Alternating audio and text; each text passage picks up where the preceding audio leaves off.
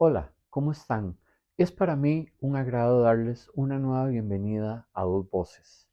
Primero que nada, Laura y yo queremos agradecerles todo el apoyo que nos han dado, los comentarios positivos, las muestras de cariño. A Dos Voces lo hacemos con mucho estudio, con mucha preparación y lo hacemos porque queremos y amamos a nuestro país, porque queremos que la democracia siga reinando, que sigamos teniendo un país lleno de paz, una sociedad donde todas las personas puedan expresarse sin temor alguno. El día de hoy quiero hablarles de un tema que es muy importante para todos nosotros. Es un tema que a veces escuchamos la palabra y no la comprendemos. Ese tema es la desigualdad. ¿Qué es la desigualdad o qué son las desigualdades? Las desigualdades son cuando hay una diferencia muy marcada y en nuestro caso particular, y hablando de las sociedades de América Latina, en particular Costa Rica, Chile, Argentina, Nicaragua, Panamá, diferentes países de nuestro continente, las desigualdades son odiosas y las desigualdades se manifiestan de muchas formas distintas. Por ejemplo, tenemos la desigualdad económica. ¿Y qué es esto? La desigualdad económica es cuando un pequeño grupo de personas en un país acapara la mayor cantidad de riquezas. Por el contrario, una mayor cantidad de personas no tiene acceso a la riqueza propia de un país. Entonces podemos tener un país muy rico. Costa Rica ha venido mejorando su situación económica. Lo mismo sucede en otros países como es el caso de Chile. Pero la riqueza no está distribuida, sino que está concentrada en muy pocas personas. Eso es una desigualdad económica. Tenemos desigualdad de género. Cuando no tienen las personas, hombres y mujeres, por ejemplo, la misma remuneración económica por el mismo trabajo. O por ejemplo, antes del siglo XIX, antes del siglo XX, las mujeres, por ejemplo, no tenían los mismos derechos a los que teníamos los hombres. Eso también es una desigualdad de género. También tenemos lo que es la desigualdad educativa. ¿Y cuál es esta? Esta es una de las peores desigualdades que podemos observar hoy en día, cuando, por ejemplo, nuestras escuelas en el Valle Central tienen una serie de recursos que no tienen las escuelas de las zonas rurales. Entonces nos damos cuenta que en el Valle Central nuestras escuelas tienen laboratorios de cómputo, tienen acceso a Internet, tienen bibliotecas, pero en las zonas rurales a veces las escuelas no tienen ni siquiera un buen servicio sanitario. Entonces, este tipo de desigualdades están muy marcadas hoy en día. ¿Y qué pasa con las desigualdades? ¿Cómo se manifiestan? ¿Cómo las empezamos a ver? ¿Cómo empezamos a sentir sus efectos?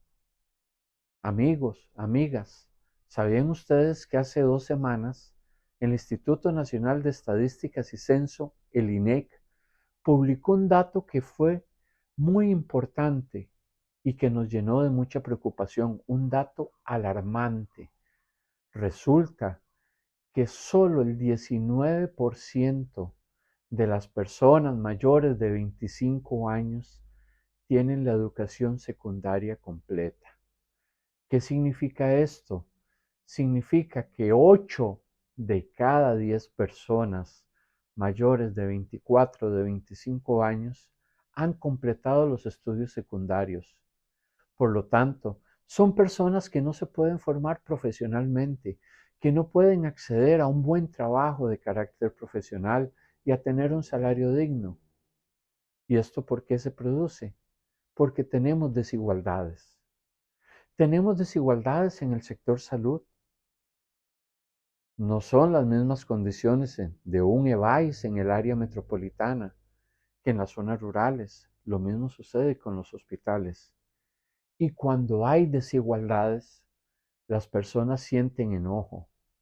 Cuando hay desigualdades, las personas se sienten frustradas y las personas que viven en las zonas costeras, en las zonas donde el agro tal vez ha sido abandonado, se molestan y cuando están molestas, no necesariamente toman las mejores decisiones y son presa fácil de los discursos llenos de odio, de los discursos populistas, y es allí cuando entonces el pensamiento crítico, del que hemos hablado otras veces, se nubla y no se piensa de la mejor manera, no nos informamos de la mejor manera y votamos ante la primera promesa que escuchemos, ante la primera palabra que nos llena con soluciones mágicas, con cantos de sirena, con discursos populistas.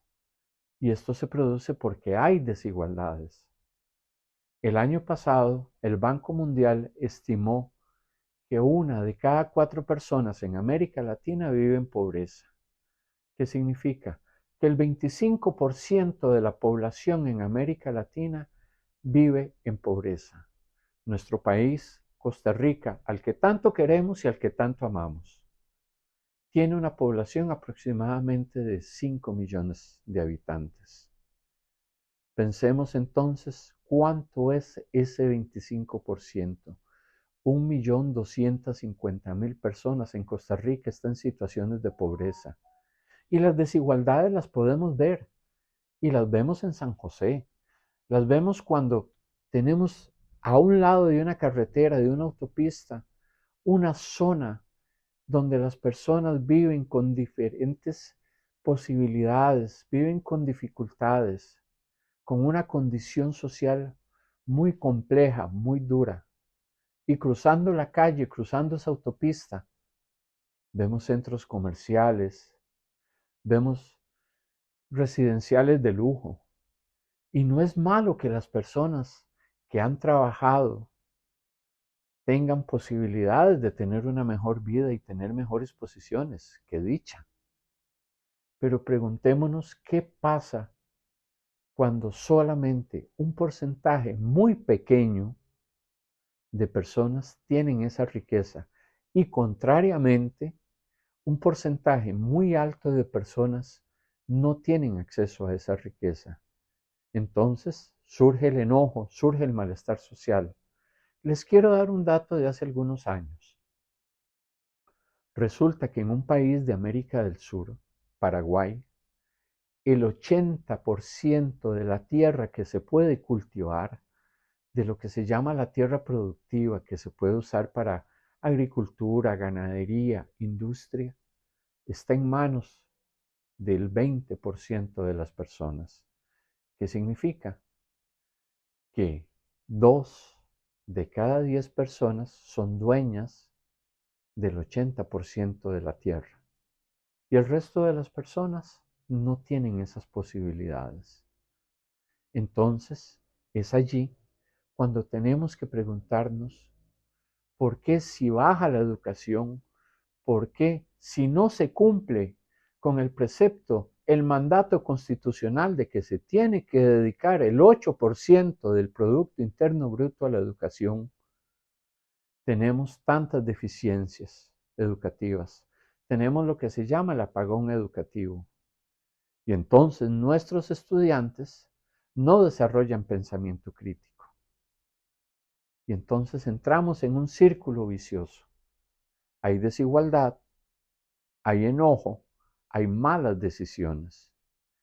Entonces quiero terminar mi comentario llamándolos, invitándoles a que nos hagamos estas preguntas y que pensemos la próxima vez cuando nos invitan a una reunión de nuestro colegio, cuando nos invitan a una reunión de la Asociación Solidarista de la urbanización del barrio o al comité de vecinos en un condominio, si no participamos, estamos abriendo las puertas a no informarnos y si no nos informamos, generamos desigualdades.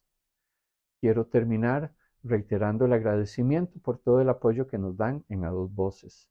Les quiero recordar que compartan y sigan nuestros diferentes canales de comunicación en Facebook, en YouTube, en Spotify, en TikTok. Gracias por los comentarios y les envío un fuerte abrazo.